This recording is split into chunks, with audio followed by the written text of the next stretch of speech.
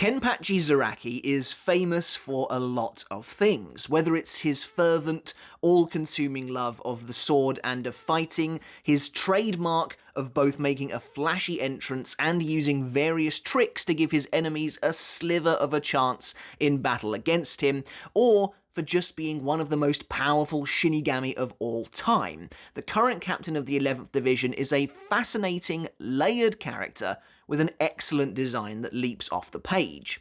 From his eye patch to the battle scars carved out of the features of his face, his shaggy mane of wild, jet black hair, and of course his well-worn, devilishly sharp Zanpakuto lifted aloft his shoulder at all times, it's little surprise he's as beloved as he is. He's got all the makings of an absolute classic character and is rightly synonymous with the Bleach name. But underneath the bravado, the smack talk, the pearly white wolf's grin, the bells, and everything else that comes together to make this character who he is, there's a desperate sadness too that helps to make him more than just a one-dimensional bruiser. There's a pull, a longing, a hunger for that basic level of human recognition that everybody deserves, his very own name. In many ways, Zaraki may seem like the Shinigami that has it all, but in reality he's missing that which so many others take for granted. To many in the Soul Society, no matter what authority he attains, he'll always be that nameless nomad, the wanderer, he without purpose save for to kill. The tattering of his captain's Hayori is proof enough that whatever his status, he'll never be quite looked upon the same as everyone else. Which is why, after a pretty lengthy absence from the series, when Kenpachi Zaraki returns to the battlefield in the second Quincy invasion of the Thousand Year Blood War arc, he arrives a changed man. His demeanour is different, his aura shifted, and he carries with him now the weight of a blood-soaked legacy at last finally his. In this episode of Bleach, The Best Scenes, I want to take a look at Kenpachi's return after his training with Unohana deep beneath the Soul Society within the prison Muken, and how, down there in the darkness, away from the prying eyes of others, Zaraki attained something he never had before: a purpose. Before we get started on the video, guys, if you haven't hit subscribe yet, make sure to do that now for more Bleach content like this every single week. And if you enjoyed the video, make sure to give it a thumbs up as well to help support me and the channel. I really would appreciate it. And if you want to take that support for me another step further, I do also have a Patreon as well. And to everyone supporting me over there on Patreon, as always, I just want to give you guys a huge shout out and a massive thank you. So thank you all so very much. And I have another thanks to give as well. I want to say an enormous thank you to everyone on this channel who went over to Mr. Tomo Talks Games to check out my brand new hour-long retrospective look at my favourite game of all time, From Software's gothic masterpiece, Bloodborne. I really do appreciate it. I put an awful lot of work into that video, and you guys, the response has just been amazing. You are helping get that channel off the ground, so I really do appreciate it. I think we just hit 5,000 subs. So yeah, thank you all so much for that. That was really amazing to see when I woke up this morning. And if you haven't checked out that video yet, if you're at all interested in Bloodborne or just games in general, I really would appreciate it if you did go and have a look and maybe drop to subscribe. As always, I'll leave the links in the description and the pinned comment below. But yeah, thank you so much to everyone. No matter how you support me, I really do appreciate it. And of course, one last thing, there will also be spoilers for the Thousand Year Blood War arc of Bleach in this video to come. In my last video, I spoke briefly on the morality of Kenpachi Zaraki and how I felt a lot of people had him wrong. I'd like to continue from that point, as I think it flows nicely into this particular scene we're talking about today. While I don't think Zaraki has ever been a man of ill intent, a malicious individual with sinister goals in mind, he's certainly not, at least when we first meet him, purely good either. In Bleach, it's rarely quite so black and white as that. Zaraki is a perfect example of a character the system of Soul Society failed a long time ago.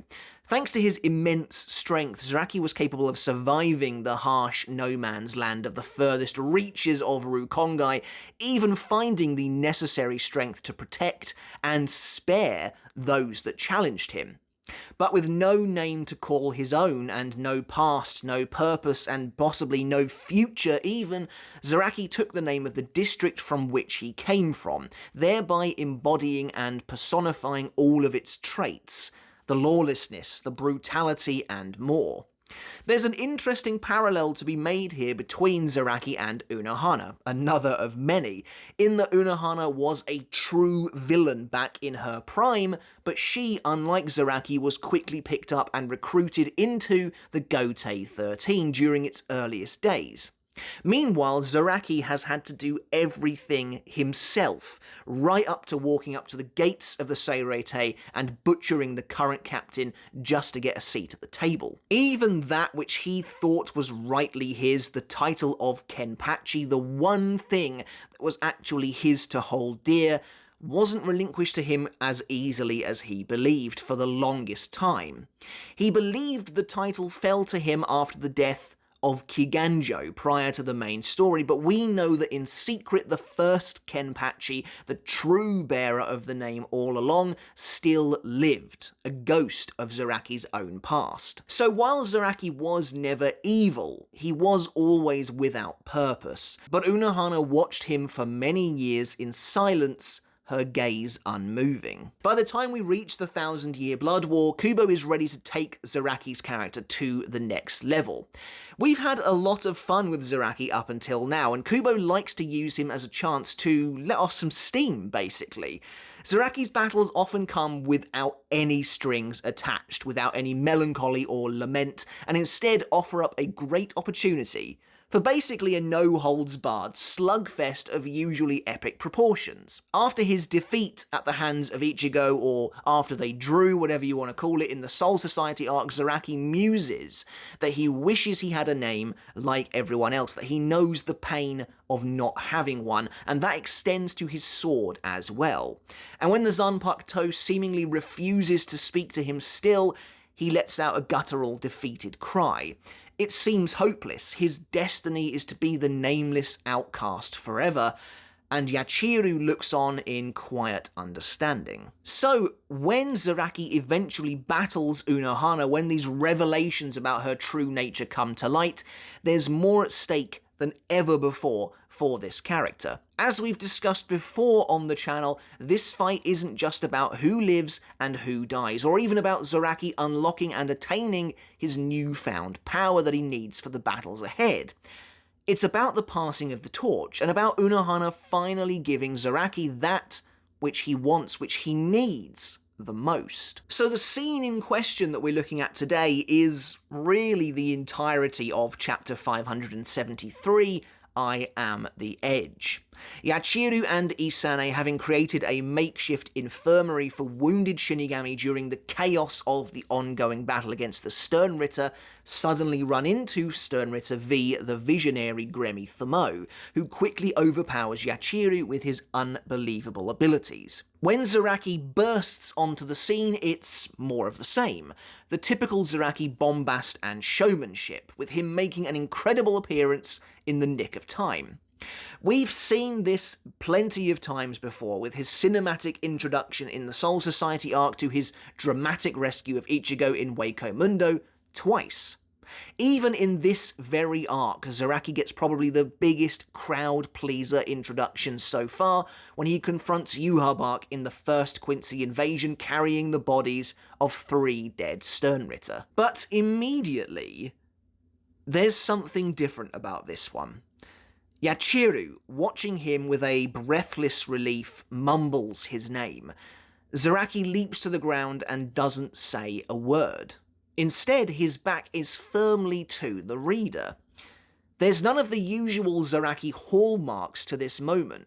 He doesn't recklessly charge into battle headfirst against the enemy, nor does he even really prepare for the fight ahead of him. He doesn't even seem like he's really that happy to be here at the crest of a new battle. Instead, emotion comes first this time. The sorts of strings that aren't normally attached to a Zaraki fight, as we mentioned earlier. Isane, I think, knowing the truth before the words even leave her lips, questions Zaraki on the whereabouts of Unohana. Zaraki is painfully blunt about it. she's dead. Isane collapses to the ground, her eyes filling with tears as the realization washes over her. And as if to hammer the point home, Zaraki says he killed her, and that if Isane hates him, she's then free to try and kill him. This is a poignant line for Zaraki, I think. It's him taking responsibility for what he knows is a kill that will have repercussions, ripples even, throughout the Soul Society. He didn't want Unohana to die, but she did anyway. It's done. So it's likely that for once, Zaraki feels the weight of the swing of his sword, and not only does he anticipate Isane holding some kind of a grudge, he almost expects her to. Normally, Zaraki is free to swing his sword with reckless abandon, with a carefree weightlessness regardless of the outcome of the consequences, but this time, it seems like he's really feeling weighed down by the outcome of their fight, ironically an outcome that he didn't want at all. However, Isane doesn't hold a grudge. Instead, she acknowledges the truth of Zaraki's new position. With the faintest hint of relief, Isane realizes that by killing Unohana once and for all, Zaraki has freed her. He's taken her name from her at last. He's relieved her of her eternal duty. Now that burden belongs to him. It is his to bear. For the longest time, Zaraki has been swinging his sword, calling himself Kenpachi without having truly earned the distinction. As a result, he's been wielding his weapon without purpose and responsibility, the name Kenpachi being little more than a hollow moniker without meaning. Still not a true name for the nameless one. Still without facing us or Isane, Zaraki simply states that he did take it, his face cloaked in shadow. What's hers is now officially his. And although Gremmy chimes in with some snide remarks about Zaraki's supposed strength, the captain barely reacts as you'd expect him to. The weight of this moment isn't lost on Zaraki, and he shows an uncharacteristic amount of self-awareness. The acknowledgement of his new title in front of not only other officers, but the closest officer of the former Kenpachi is a pretty huge deal. This is a true passing of the torch. Unohana, of course, isn't alive to truly crown Zaraki, so Isane takes her place instead. What's interesting here too is that Gremmy seems to make light of Zaraki's name, forging them a mighty stage and then claiming it'd be rude to ignore the pomp and circumstance of their situation since he's facing the Kenpachi after all, before going on to claim that Zaraki is lucky to face him. Instead of jumping for joy or springing into action, Zaraki simply lifts his blade and brings it down upon the Quincy in one fell swoop, as if to test Gremmy's boisterous words. And Gremmy successfully blocks the blade without moving, hardening his body to match Zaraki's swipe, only for Zaraki to push through with enough strength to wound the Stern Ritter after all. As Gremmy seems silenced by this act, incredulous at Zaraki's tenacity, the captain merely states that there's nothing he can't cut through. After all, and Kubo draws a massive double-page spread of Zaraki's face, intense, serious, and unyielding, he is the Kenpachi.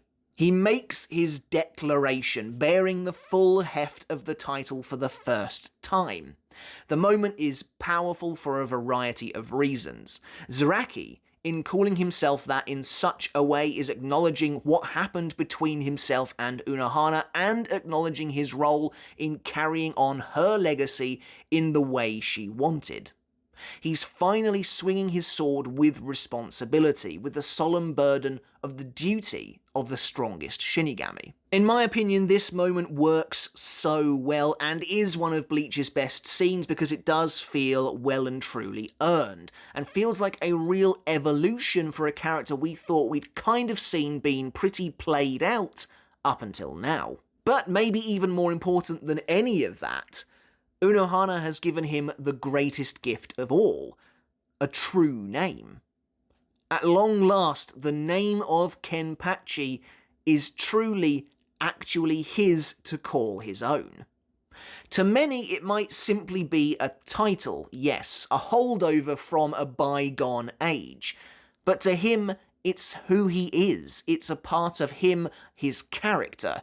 And now we can see that his name is actually comprised of two parts, his past and his present, which presumably he sees as his future moving forwards. Zaraki is the name he adorned himself with long ago that represents the world, the hell he managed to claw his way out of.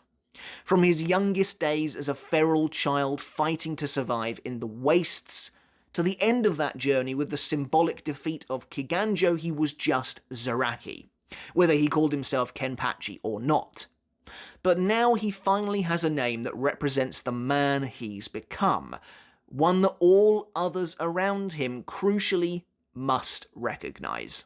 This is just one of the many character wrinkles Kubo added to Zaraki in the Thousand Year Blood War arc, and to be honest, the arc does wonderful things for the captain, not just in terms of his powers and abilities, but in making him a much more fleshed out and interesting individual overall. As if to visualise this change in Kenpachi's mentality, Kubo has him take on a unique mentor role in the battle against Gremmy, helping the boy to grapple with his own immeasurable power and to try and understand what it means to be the so-called strongest of your kind. But that's it for this video, guys. I really hope you enjoyed another episode of Bleach The Best Scenes. I appreciate it's been a while since the last one. I don't think anyone in particular chose this one either, but I really wanted to talk about it, so I hope you enjoyed it nonetheless. And let me know what scenes you'd like me to look at in the future, and as always, we'll try and get to them.